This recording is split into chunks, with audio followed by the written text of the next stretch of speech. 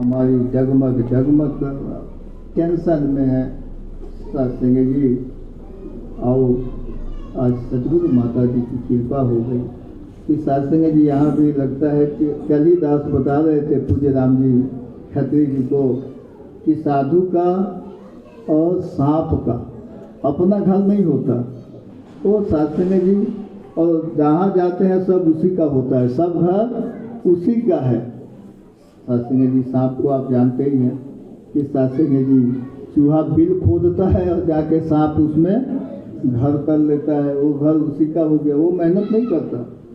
साधु भी जहाँ जाते हैं, हमारे मुखी साहब सत्संग जी सुबह से हम लोगों के साथ लगे हुए हैं, खूब अच्छे से खिला रहे, होटल का कमरा बुक किए हैं, तो सब अपना है। तो सत्संग जी कहने का भाव क्या है? भाव यही है कि साधु बन जाए। साधु का मतलब सत्संग जी घर द्वार छोड़ने वाला साधु नहीं, ये सतगुरु ने साधु महात्मा बना दिया।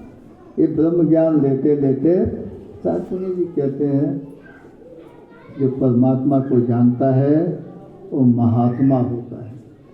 वो आत्मा शुद्ध आत्मा होती है, लेकिन वो परमात्मा को जानने की भी लोगों की जरूरत नहीं।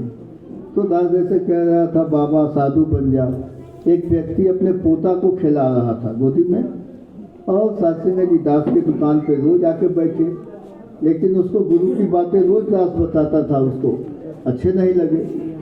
उसको कहता था महाराज टाइम कहाँ है, फुर्सत कहाँ है। एक दिन उसके पुतवा जो था उसको बाबा बाबा करके उसको तान रहा था।